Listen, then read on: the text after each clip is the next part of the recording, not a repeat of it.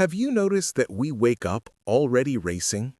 Before we even open our eyes, the world is waiting. Messages, news, pressure, noise. We haven't moved a muscle, but somehow we're already behind.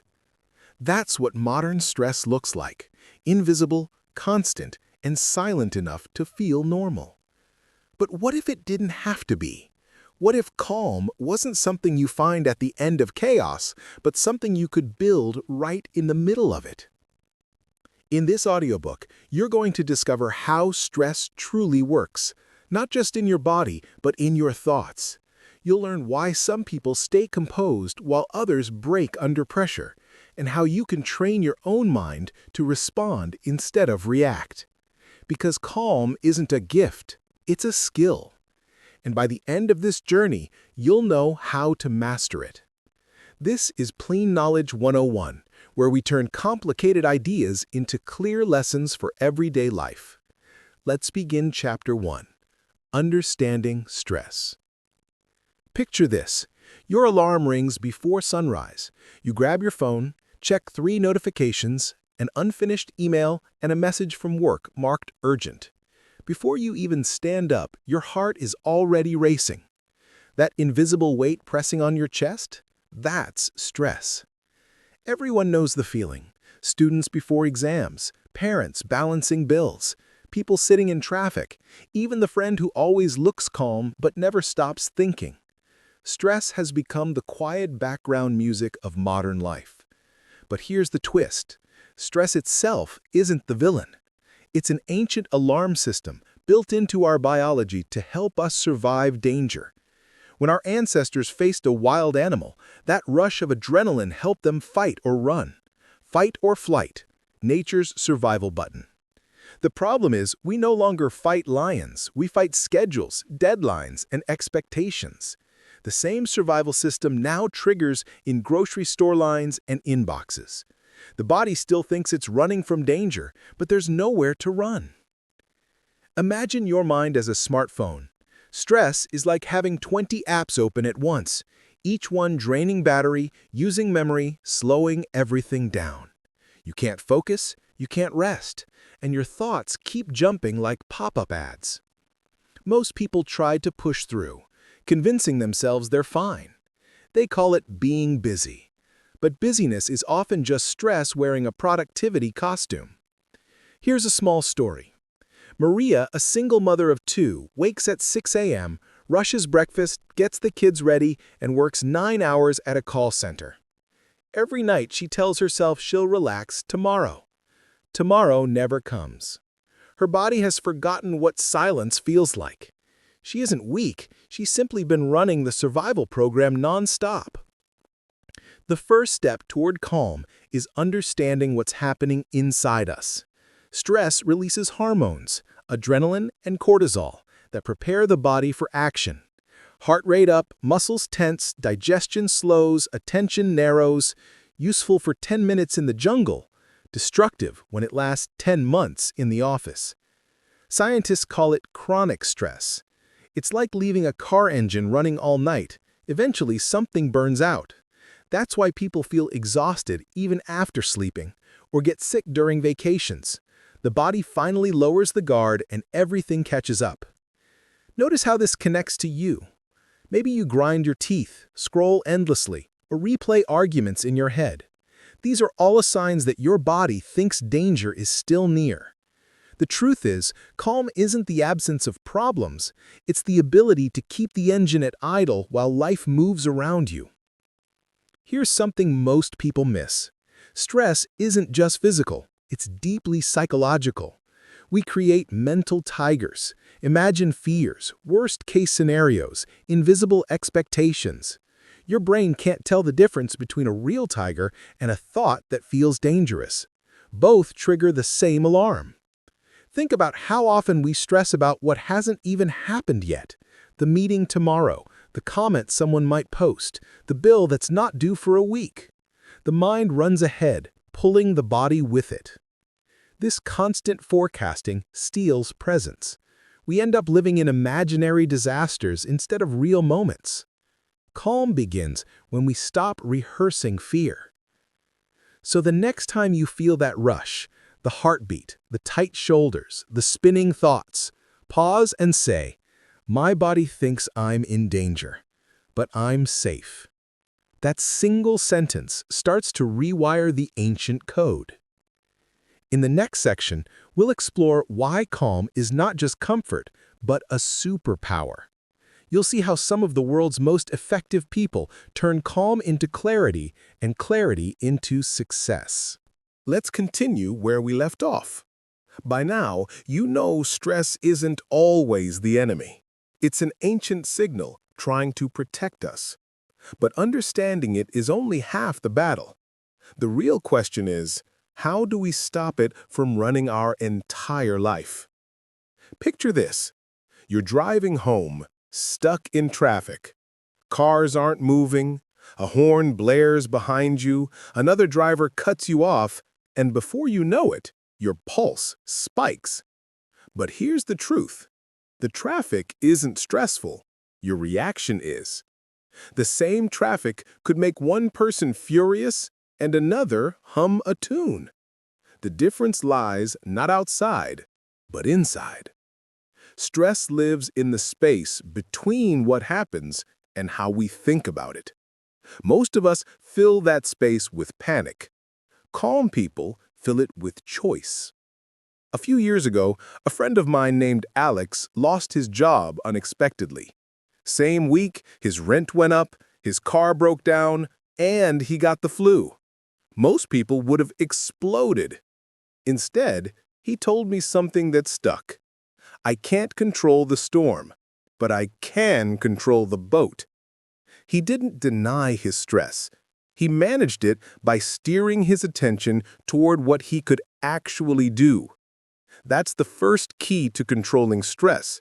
Focus on control, not chaos. Think about how often we try to control everything. People, opinions, the future, the past. Every attempt is like pulling a rope that doesn't move. The harder we pull, the more tension we create. Calm starts when we realize some ropes are meant to be released. Here's a small exercise you can try. The next time you feel overwhelmed, pause and ask yourself 3 questions. What can I control right now? What can I influence? And what can I simply let go?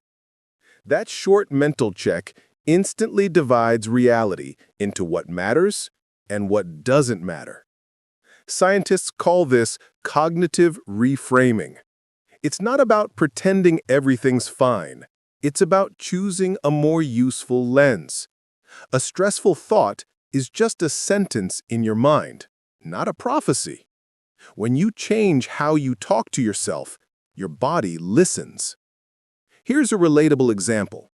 You get an email from your boss late at night with the subject line, "We need to talk." Instantly, your stomach twists. Your mind races through 100 worst-case scenarios. But what if that email is about a project update, or even a thank you? The stress wasn't in the email, it was in the story your brain wrote in seconds. That's how powerful imagination can be when it's driven by fear instead of focus. Stress has a rhythm, and the body plays the same tune every time. Fast breath, tight muscles, racing heart, shallow thoughts. But calm has a rhythm too. Slower breathing, softer shoulders, a wider view of the world. You can switch tracks at any moment. Your breath is the remote control. Let's pause together now. Breathe in slowly through your nose and exhale through your mouth. Again, in and out. That's not meditation, that's science. Every calm breath tells your brain, "I'm safe," and safety turns off the alarm. But breathing alone isn't enough. You need to redesign how you move through the day. Most people treat calm like a reward after chaos, something you get once everything's done. The truth is, calm must come first. It's the fuel that lets you finish strong, not the prize you get after surviving. Imagine two runners in a marathon. One sprints from the start, burns out halfway, and crawls to the finish. That's life. Most people sprint through their weeks, never realizing the race is years long. Here's a hard truth. If you don't choose your rhythm, the world will choose it for you. Notifications, deadlines, expectations, they'll drag you into their speed. Calm isn't the absence of movement. It's moving at your pace, not the world's. Take Ethan, a young architect who used to panic about every client meeting. Before each presentation, he'd replay mistakes in his head and sweat through his shirt. One day, his mentor told him, "Don't aim to impress them. Aim to express yourself clearly." That simple shift from fear to clarity changed everything. His work improved, his confidence grew, and his stress levels dropped. When the goal changed, the pressure changed too. That's another secret about stress. It grows in the gap between what we expect and what actually happens. The wider that gap, the more tension we feel. But if we lower unnecessary expectations about perfection, speed, or control, we shrink that gap. Less gap, less stress. Calm people aren't calm because life is easy. They're calm because they've stopped expecting it to be easy. They play life like a game they've practiced, not one they're trying to control. You've probably met someone like that, a nurse in a busy hospital, a teacher in a loud classroom, or a friend who listens instead of reacting. Their calm doesn't silence the chaos around them. It silences the chaos within. They move slower, speak softer, but accomplish more. It's not magic, it's mastery. So if you want to understand stress, here's the truth. It's not just what happens to you, it's what you tell yourself after it happens. The stories in your mind shape the signals in your body. And when you start rewriting those stories, your entire system begins to relax. In the next chapter, we'll go deeper. You'll discover why calm isn't just a comfort zone. It's a hidden superpower that transforms how we think, work, and lead. But before we move on, remember this simple idea. You can't always choose your battles, but you can always choose your breathing. And sometimes, that's all it takes to win the war inside. When you think about power, what comes to mind? For most people, power means speed, strength, or control. But true power often moves quietly. It's not in the noise of reaction. It's in the stillness before it. Calm doesn't fight chaos. It outlasts it. Here's a secret many high performers share. Calm is their edge. It's what separates the impulsive from the intentional. You see it in surgeons during 12-hour operations, in pilots facing turbulence, and in negotiators during tense meetings. They're not fearless. They're trained to keep fear from taking the wheel. Think of calm as the anchor of the mind. Without it, thoughts drift, emotions collide, and clarity sinks. But with it, you stay steady, no matter how rough the waters get. You can't stop the waves, but you can learn to surf them.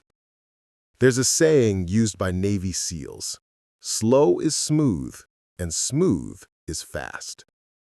It means that calm precision beats frantic motion every time. When you're calm, you move with rhythm, not panic. Your actions flow. You make fewer mistakes, and each one teaches you faster. That's what makes calm secretly efficient. A psychologist once said, "Your nervous system is contagious."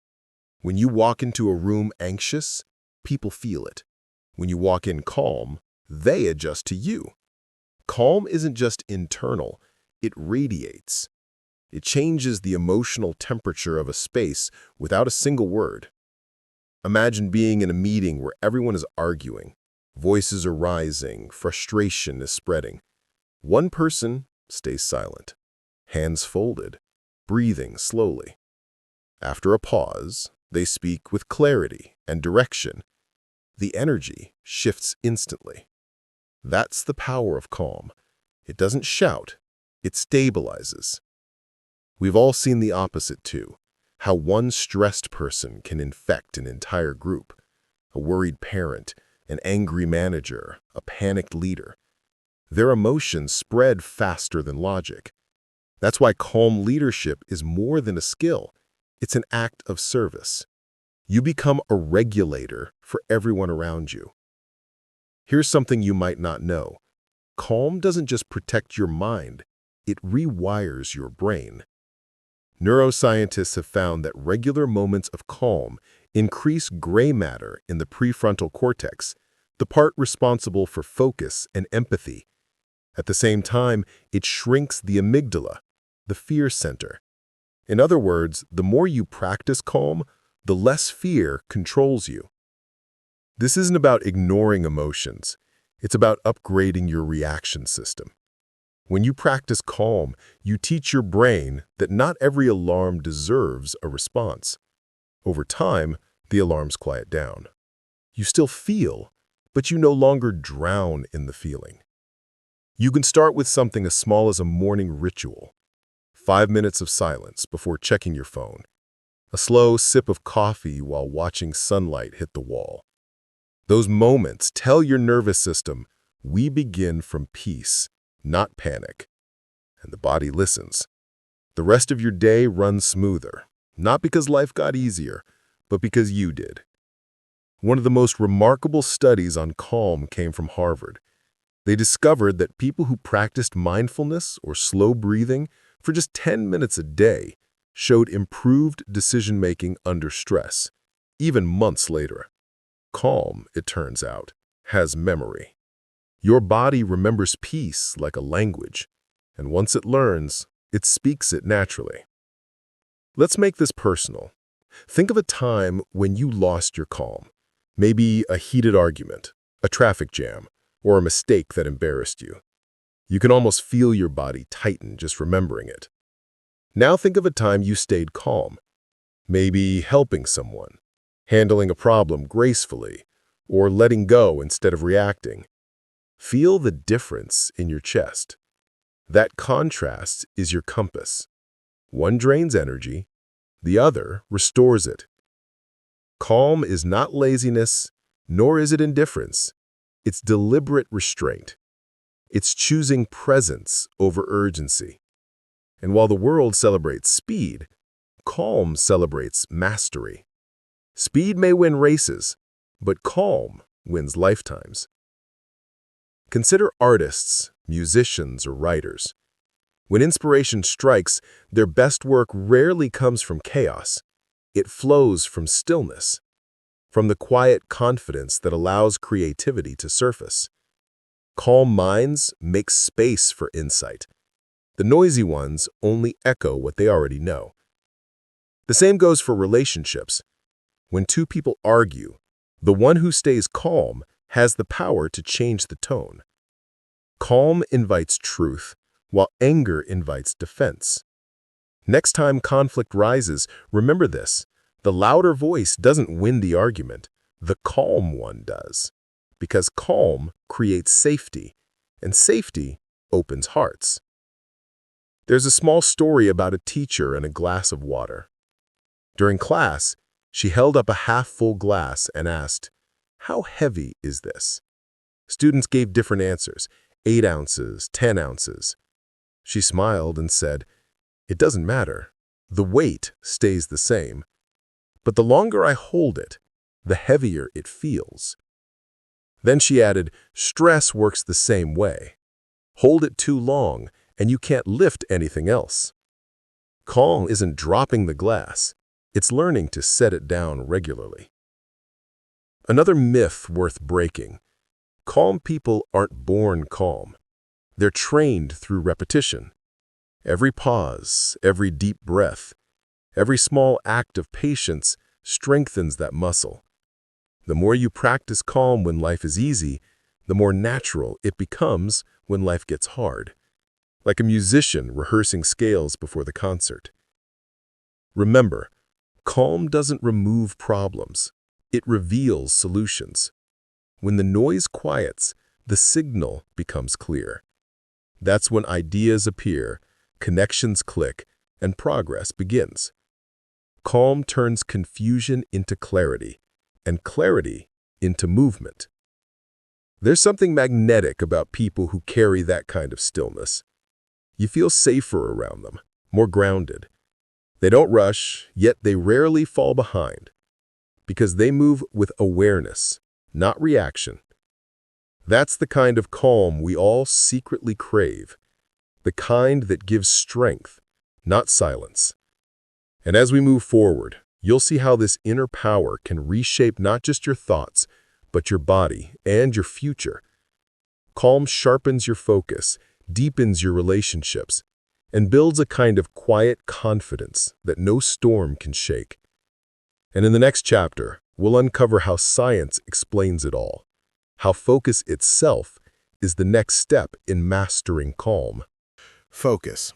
It sounds simple, but in a world built to distract you, focus has become one of the rarest superpowers.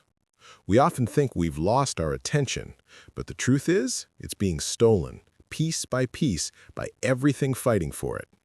Every buzz, every scroll, every headline whispers, "Look here," and we obey without realizing the cost. Think about it.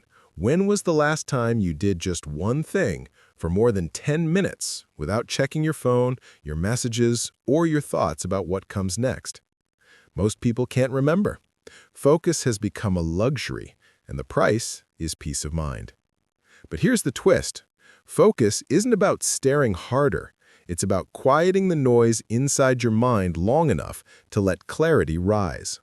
Calm and focus are partners. You can't have one without the other. Calm creates the space. Focus fills it with purpose. Let's start with something simple. Imagine your mind as a lens. When stress takes over, the lens shakes. Everything blurs. When you're calm, the lens steadies. The picture becomes clear. That's focus. Not force, not pressure, just stillness that sees. You've probably had moments of natural focus before, driving at night on an empty road, reading a story that pulled you in, or working on something you love where time disappeared. That's called flow. Psychologists describe it as being fully absorbed, where effort feels effortless. It's the doorway to that zone every artist, athlete, and creator chases. And the doorway to that zone is always calm. There's a small story about a young violinist performing in front of thousands. Backstage, her hands shook. Her teacher whispered, "Don't play for the crowd, play for the music." The girl took a breath, stepped out, and lost herself in the melody. When it ended, the room erupted. Later, she said she didn't even remember playing. That's focus, not on fear, not on applause, but on presence. The brain loves to focus, but it's addicted to novelty. Every ping, every notification, every new piece of information releases a small hit of dopamine, the brain's reward chemical. It feels good, but it fragments attention. We become addicted not to knowledge, but to switching between knowledge. That's why scrolling for an hour feels exhausting, even if you were doing nothing physical. The brain has been sprinting mentally, switching tabs, images, emotions, never resting. It's like revving your engine in neutral. You burn fuel, but go nowhere. Here's something powerful. When your mind is scattered, it's not a lack of discipline. It's an overtrained reaction. Every time you multitask, you train your brain to expect interruption. You're literally rewiring it to lose focus faster next time. But the reverse is also true. Every time you practice calm attention, reading one page, finishing one task, or even taking one slow breath before you react, you train focus like a muscle. The more you use it, the stronger it grows. Think of focus like light. Scattered light warms nothing, but when concentrated, it can cut through steel. Your mind works the same way. Diffuse attention feels busy, but focused attention feels powerful. There's a reason monks, athletes, and thinkers throughout history emphasize attention, because focus turns moments into mastery. Whatever you truly look at grows clearer. Whatever you ignore fades away. And if your attention is scattered, so is your life. Let's take a simple daily example. You sit down to work. Within minutes, you check your phone, answer a message, open a new tab. Each time you switch, your brain burns energy resetting. Studies show it takes an average of 23 minutes to regain full focus after one interruption. 23 minutes, gone. Multiply that by how many times you glance at your phone, and you'll see why calm feels impossible. But here's hope. Focus can be rebuilt. You don't need to quit technology or meditate on a mountain. You just need short, intentional pockets of stillness during the day. A calm breakfast without screens. 5 minutes of quiet before sleep. Walking without headphones. Each moment trains the brain to return home. The mind is like a room full of echoes. When we stop talking, the echoes fade, and we can finally hear what matters. Focus begins in silence. Let's experiment right now. Wherever you are, take one deep breath in through your nose and slowly out through your mouth. Notice what happens. For that one breath, you were fully here. That's focus. It doesn't require force, just permission. Many people say they can't focus because their lives are too chaotic. But focus isn't the absence of chaos. It's the art of choosing one thing amid it. You can train it anywhere, in a noisy cafe, in an office, or even in a house full of kids. Focus is not about silence outside. It's about quiet inside. There's a story about an artist who painted in a market square every morning. Vendors shouted, people argued, carts rolled by. Someone asked, "How can you work in all this noise?" The artist smiled and said, "It's not noise, it's background music." That's focus, transforming distraction into atmosphere. The more we control where our attention goes, the less control the world has over us. Calm doesn't just steady emotions, it sharpens sight. You begin to notice small things again, the sound of rain, the rhythm of your breathing, the thought before the reaction. Focus is calm turned into clarity. In the next section, we'll explore how focus not only changes what you see, but who you become, how it shapes your productivity, your creativity, and even your happiness. Because a calm mind doesn't just look at the world, it builds one. Focus is the bridge between thought and action, the narrow path where intentions become results. But few ever master it because we live surrounded by noise. Not just digital noise, but mental noise. Thoughts about tomorrow, regrets from yesterday, the hum of self-doubt that never seems to stop. True focus requires quieting that inner static long enough to hear one clear signal: what matters now? When scientists study concentration, they find something fascinating. The human brain can hold only one conscious thought at a time. Multitasking is a myth. What we call multitasking is just rapid switching. Each switch burns energy, like flipping a light on and off. The bulb survives for a while, but eventually it flickers. Focus is efficiency. Switching is exhaustion. Imagine two writers. One opens a blank page and stays with the discomfort of not knowing what to write. The other flips between tabs, searching for inspiration. The first writes one paragraph after another. The second collects distractions. By the end of the day, one has progress, the other has tabs. That's the quiet miracle of attention, staying with one thing until it grows. A calm mind is fertile ground for focus. When you relax, your brain moves from high-frequency waves of stress to slower, steadier rhythms. These slower rhythms are where insight and creativity happen. That's why your best ideas arrive in the shower, on a walk, or while staring out a window. Your mind finally gets quiet enough to connect dots. There's a famous experiment at Stanford University about attention residue. After people switched between tasks, even briefly, their minds carried traces of the previous task into the next one. It's like trying to read a new page while the words from the old one are still visible underneath. Calm focus wipes the page clean before you write again. Focus isn't about discipline alone, it's about energy management. You only have so much mental fuel each day, and every decision spends some of it.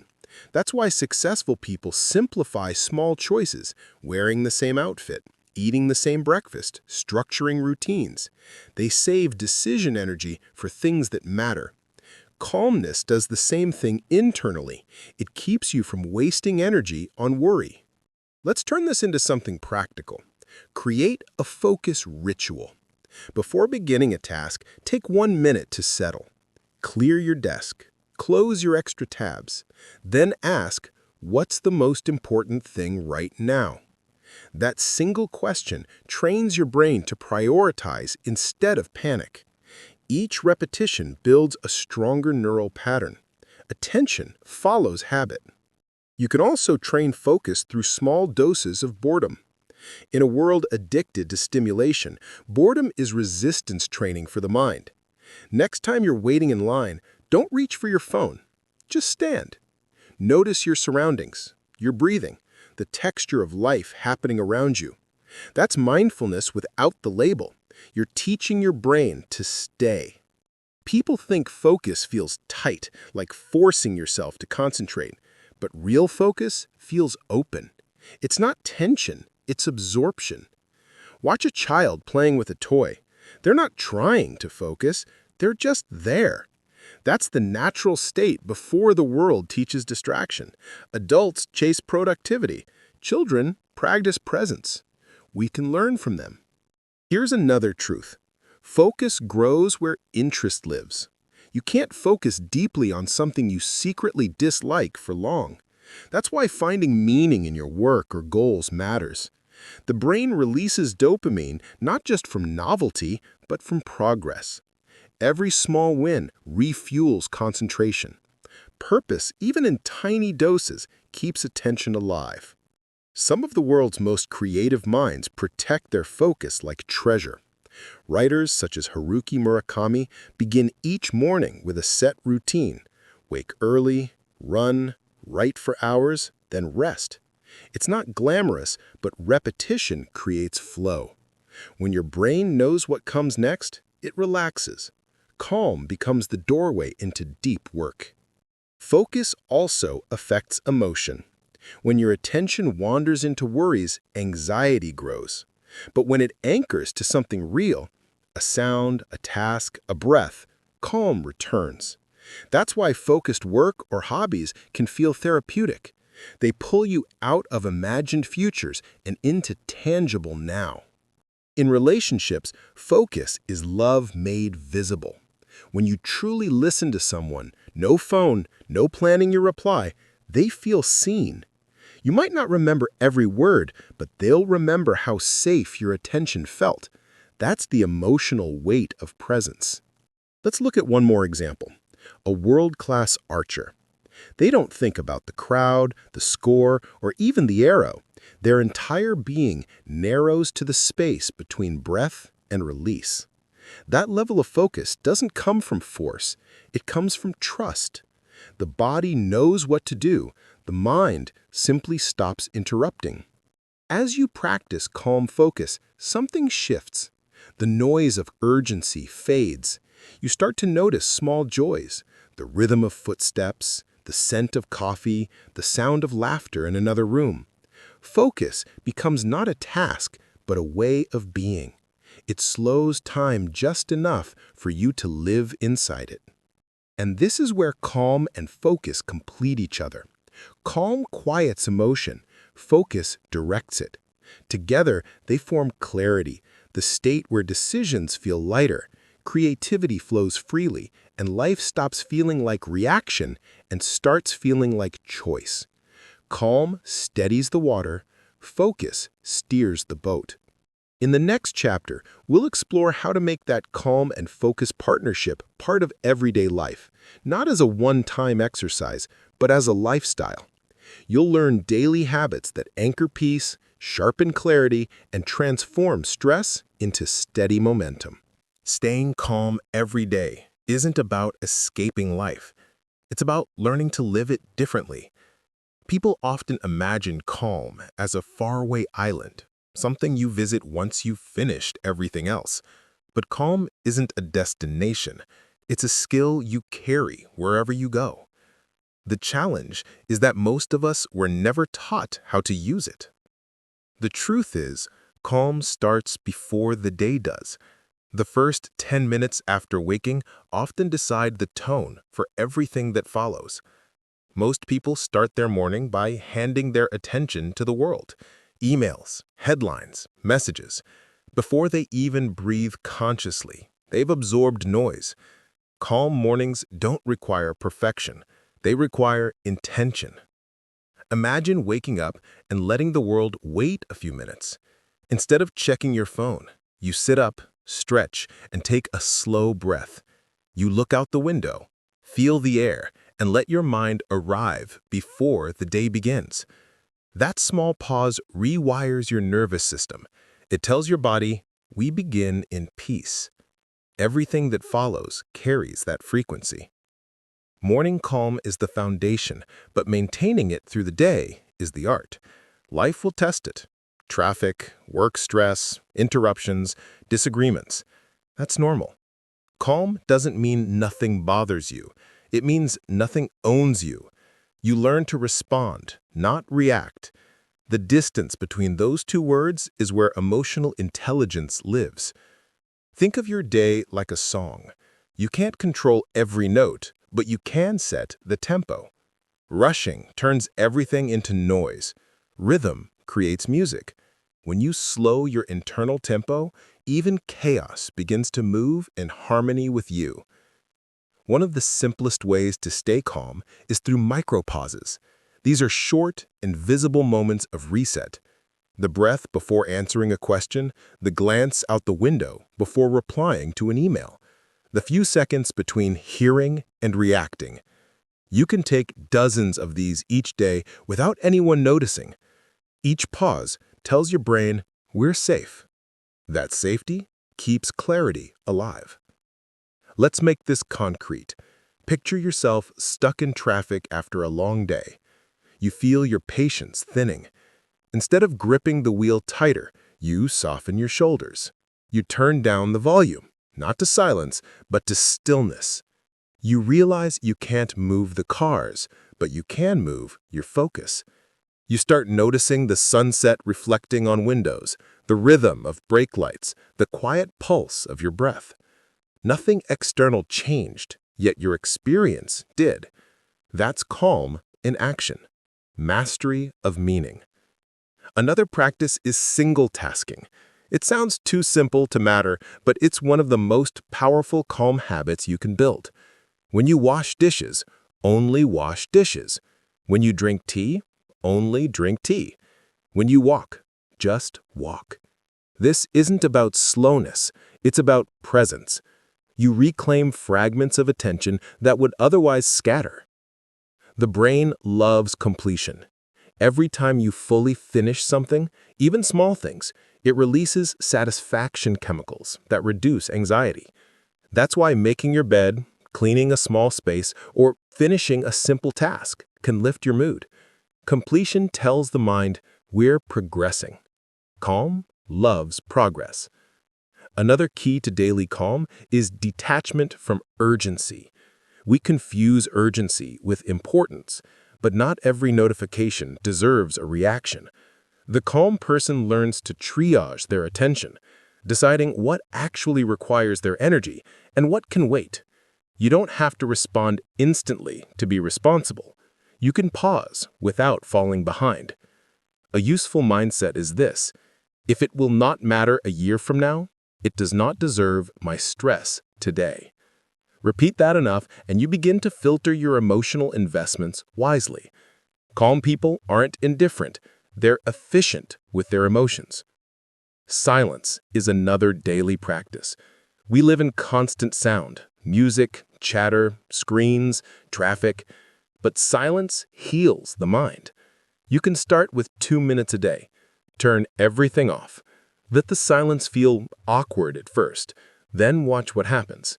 Your thoughts start settling like dust in still water.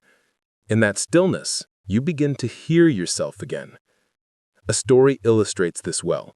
A young man once visited a wise teacher and said, "I can't focus. My thoughts are too loud." The teacher filled a glass of water and stirred in sand until it clouded. "This is your mind," he said. Then he set the glass down. Minutes passed and the sand slowly sank. "Now you see clearly," the teacher said. Clarity comes from stillness, not struggle. Calm is the same way. The less you stir, the clearer things become. Sleep also plays a crucial role. A tired brain is an anxious brain. Lack of rest amplifies stress signals and reduces patience.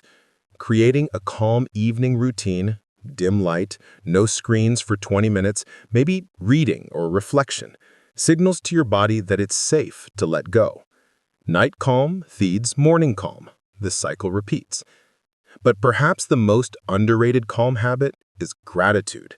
Not performative gratitude, but genuine noticing. Throughout your day, pause and acknowledge something small. A moment of laughter, a warm meal, a kind message. Gratitude turns the mind from what's missing to what's present. It grounds you in enough. It helps to remember that calm doesn't require perfect conditions. It thrives precisely when conditions aren't perfect. Anyone can be peaceful in paradise. The goal is to stay grounded in the storm. Practice when life is messy, because that's when it matters. Over time, daily calm reshapes you. You stop chasing balance and start embodying it. The little things that used to trigger frustration become reminders to breathe. The noise of the world remains, but it loses its pull. Calm becomes your default, not your goal. In the next part, we'll take this practice deeper, exploring how to turn calm into resilience. You'll learn how to handle setbacks, criticism, and pressure without losing your center. Because calm isn't about never falling, it's about always returning. Calm isn't about living without storms. It's about learning how to stand in the rain without drowning. Life doesn't stop throwing challenges at us. Deadlines pile up, people disappoint us, plans collapse. The question isn't whether chaos will come, it's whether we can stay composed enough to navigate through it. Resilience is calm under pressure turned into motion. It's what happens when you've practiced peace so consistently that it becomes instinct. In the beginning, calm feels like something you do. Eventually, it becomes who you are. Let's start with a truth many people forget. Emotions are contagious. Walk into a room full of panic and your heartbeat rises. Walk into a room where someone is grounded and your breathing steadies. Calm spreads the same way stress does. By learning to regulate your own state, you quietly influence everyone around you. Consider an emergency doctor during a crisis. Alarms ring, people shout, seconds matter. Yet the best doctors move with unshakable steadiness. Their tone stays level, their actions precise. That calm doesn't mean they don't feel the tension. It means they've trained to work with it. The storm is there, but it doesn't live inside them. You can build that same inner strength. The key is practice, not perfection. Begin by recognizing your personal triggers, the moments that pull you out of yourself. Maybe it's criticism, unexpected change, or the feeling of not being in control. Each time you notice one of those reactions rising, take it as a signal. Pause, breathe, observe. Awareness is the first form of defense. People think resilience comes from toughness, but it actually comes from flexibility. Trees that survive storms bend with the wind. Rigid ones break. When you learn to bend, to adjust your expectations, adapt your plans, and release what you can't hold, you don't lose strength. You gain endurance. There's a story about two monks walking through a village after heavy rain. They reach a river where a woman hesitates to cross. One monk carries her over, sets her down, and they continue walking. Hours later, the other monk says, "I can't believe you carried that woman. We're not supposed to touch anyone." The first monk smiles and replies, "I put her down hours ago. Why are you still carrying her?" Calm is learning to put things down before they weigh you forever. Sometimes calm means creating boundaries. Protecting your peace isn't selfish, it's sustainable. You can't pour from an empty cup, and you can't help others if you're always reacting to them. Learning to say no kindly, to rest without guilt, to step back when you need space, that's emotional maturity, not avoidance. Remember that not every fight deserves your fire. Some moments need silence more than defense. The calm person asks, "Will this matter tomorrow?" before speaking. Most arguments fade faster than we expect when not fed by reaction. Criticism is another test of calm. When someone judges or misunderstands you, the instinct is to defend. But calm gives you a choice, to listen without absorbing. Sometimes feedback is useful. Sometimes it's noise.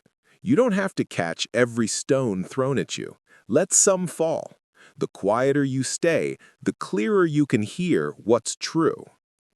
One way to build emotional resilience is through reflection. At the end of each day, take a moment to ask yourself, what challenged me today? How did I respond? What would I choose differently tomorrow? This isn't self-criticism, it's self-education. Each reflection strengthens your emotional muscle memory. Physical movement helps too. Walking, stretching, exercising, these simple acts reset stress hormones and restore balance to the body. Calm is not purely mental, it lives in the body. When you release tension physically, your thoughts often follow. One of the most powerful habits you can develop is compassionate self-talk. We all speak to ourselves constantly, often harshly. The calm mind uses a gentler voice. When you make a mistake, try saying, "It's okay, I'm learning." This isn't denial, it's direction. Harshness creates fear. Kindness creates focus. Over time, calm resilience reshapes your identity. You stop reacting to small things as if they define everything. You stop chasing control and start creating flow. You stop confusing noise with urgency. You become the steady one in the room, the person others look to when things fall apart. Resilience doesn't mean nothing hurts you. It means pain no longer decides who you are. You feel deeply but recover quickly. You face difficulty without letting it consume your peace. That's what lasting calm looks like. Not emptiness, but quiet power. There's an old proverb that says, "Smooth seas never made skilled sailors." Every wave you've survived has shaped your strength. Every moment you stayed calm instead of collapsing has built the foundation of who you're becoming. Calm doesn't erase storms, it teaches you how to navigate them.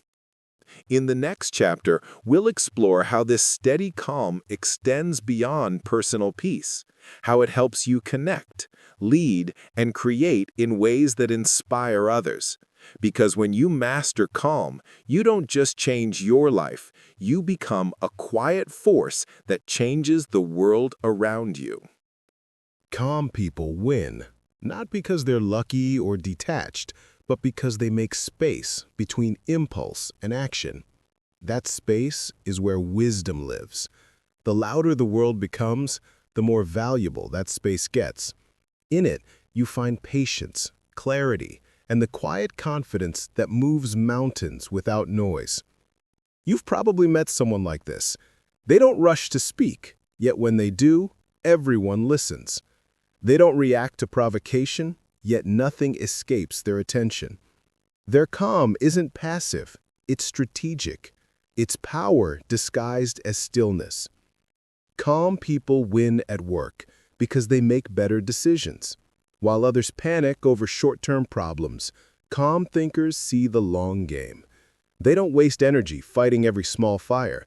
They focus on what builds over time. That's why calm leaders create stability.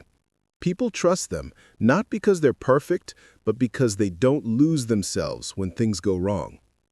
Take the example of an airline captain during turbulence. Passengers panic, oxygen masks drop, and the cabin fills with fear. But when the captain's voice comes through the speakers, steady, calm, grounded, hearts slow down. The plane hasn't stopped shaking, but minds have. Calm doesn't erase problems, it contains them. The same applies to relationships. Calm partners don't win arguments by volume. They win them by understanding. They listen longer. They interpret rather than assume, and they choose to heal instead of score points. In their presence, even tension finds room to breathe. Calm isn't about silence. It's about creating safety. Calm financially works similarly. When markets crash or uncertainty rises, panic leads to poor choices. Calm investors hold perspective. They don't act on fear, they act on principles. The same rule applies to life. Emotions rise and fall like markets. Patience is profit. The quiet win of calm also shows up in creativity. Artists, writers, and innovators know that rushing kills insight. Ideas need space to form. Calm minds don't force creativity, they invite it. When you let go of urgency, inspiration arrives naturally. Calm is the soil where imagination grows. There's an old martial arts saying, "The stillest water reflects the clearest image." In combat training, masters teach that power without control is chaos. Calmness gives direction to strength. You can have speed, skill, and ambition, but without composure, they turn against you. Calm transforms potential into precision. Think about communication. In heated discussions, people remember not what you said, but how you made them feel. A calm tone disarms conflict faster than logic ever could. When you stay centered, the other person often softens too. Calm turns conversations into connection. There's science behind this too. Studies show that during arguments, calm voices reduce cortisol levels in both speakers. Emotional regulation isn't just self-control, it's emotional influence. Calm doesn't dominate others, it invites them back to reason. Calm winning this isn't always visible. It doesn't come with applause or recognition. Sometimes it's the argument you didn't start, the mistake you didn't repeat, the peace you kept when others tried to provoke you. These quiet wins add up to something priceless. Energy saved, trust built, time preserved. Take the workplace again. When chaos hits, reactive people add to the fire. Calm people bring oxygen. They ask questions instead of assumptions. They pause meetings to find facts before emotions make decisions. Over time, they become the ones everyone turns to, not because they know everything, but because they don't crumble. Calm people also win personally. They sleep better, think clearer, and enjoy deeper relationships. Their minds aren't constantly rehearsing what went wrong. They're too focused on what's next. Calm doesn't mean forgetting pain. It means releasing it before it hardens into bitterness. Let's pause on an image. A candle flame in a quiet room. The flame doesn't shout, yet it lights everything around it. That's what calm feels like. It influences quietly. The louder energies eventually exhaust themselves. Calm endures. In the modern world, calm has become rare enough to look like strength, because it is. When everyone reacts instantly, patience becomes power. When everyone shouts, listening becomes influence. When everyone runs, stillness becomes control. The calm person doesn't compete in noise, they change the rhythm entirely. This kind of composure doesn't mean you avoid passion or ambition. It means you channel it. You choose when to act, how to speak, and when to hold your energy. You stop wasting power on proving and start using it for building. Calm is efficiency for the soul. Over time, people start noticing something different about you. They trust your presence. They come to you for advice, not because you have all the answers, but because you don't rush to give them. You've become a quiet anchor in a noisy sea. And that's what winning with calm truly means. Not beating others, but mastering yourself. The person who stays calm controls the outcome more often than the one who reacts. Calm turns chaos into opportunity, conflict into growth, and moments into meaning. In the final chapter, we'll bring everything together. You'll see how a calm mind doesn't just help you survive, it helps you shape your world, your future, and the people around you. Because when calm becomes your nature, life itself begins to move in harmony with you. Every great transformation begins quietly. The calm mind revolution isn't about changing the world by force. It's about changing the way we move through it. The world is getting faster, louder, more reactive every day. Yet, beneath all that noise, calm minds are rewriting what real power looks like. They lead without shouting. They influence without imposing. They act from clarity, not chaos. Calm is the new intelligence. It allows you to see systems instead of moments, patterns instead of problems.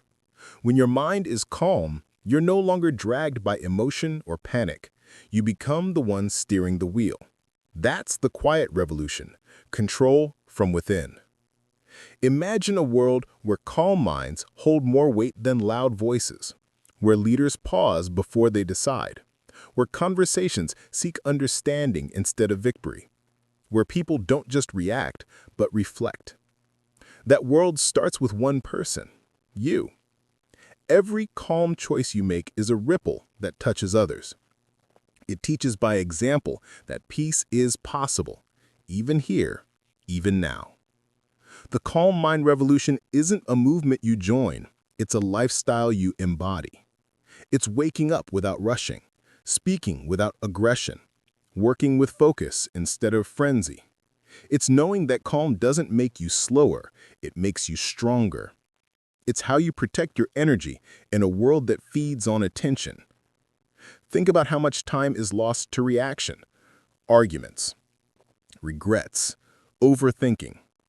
Imagine reclaiming that time by pausing before responding, breathing before deciding. One calm minute can save an hour of damage. One calm sentence can change the tone of an entire day. That's how revolutions begin, in moments so small they seem invisible. The beauty of calm is that it multiplies. You practice it once, and it plants a seed. You stay calm through a challenge, and someone watching learns to do the same. You choose silence instead of shouting, and suddenly there's room for understanding. Calm spreads one mind at a time. Think back through everything you've learned so far. How stress disguises itself as busyness, how calm gives power to focus, how focus brings meaning, and how daily calm builds resilience. Each piece connects. The calm mind isn't separate from the active life, it's what makes action sustainable. The greatest paradox of life is that peace creates progress. A calm mind doesn't freeze, it moves deliberately. When you operate from calm, you choose wisely, speak clearly, and act efficiently. Chaos burns energy. Calm conserves it. Over years, that difference compounds in health, in relationships, in success. Calm people aren't luckier. They're consistent. Calm is also deeply human. It connects us. When you're calm with others, you become a safe place in their storm. You remind them that understanding exists, that compassion hasn't vanished. In a divided world, calm people become bridges. They turn tension into dialogue and fear into trust. There's an ancient teaching that says, if you want to change the world, start by stilling your heart. That isn't poetic, it's practical. No system or law can fix what's broken inside people. But one calm person can inspire hundreds. They teach by presence, not persuasion. The Calm Mind Revolution isn't about escaping the modern world, it's about mastering it. Use technology, but don't let it use you. Engage in the noise, but don't drown in it. React when needed, but only from clarity. A calm mind doesn't reject life, it refines it. One day you'll notice the change. Someone will lose their temper, and you won't join them. A plan will fall apart, and you won't panic. The same storm that once shook you will now pass through quietly. That's when you'll realize you're not chasing calm anymore. You've become it. And from that place, life begins to move differently. You find yourself achieving more with less effort, listening deeper, and noticing beauty in the ordinary. The noise fades into background, and presence becomes your home. That's the calm revolution, not an escape from life, but an arrival into it. So as this audiobook ends, take this truth with you. Calm isn't rare, it's remembered. You were born with it before the world taught you to rush, to compare, to fear. Now you know how to return. Breathe. Choose presence. Protect your peace, because the world doesn't need louder minds, it needs calmer ones. This has been Plain Knowledge 101, where we turn complex ideas into simple wisdom for everyday life. Thank you for listening, and may calm guide every choice you make from here on.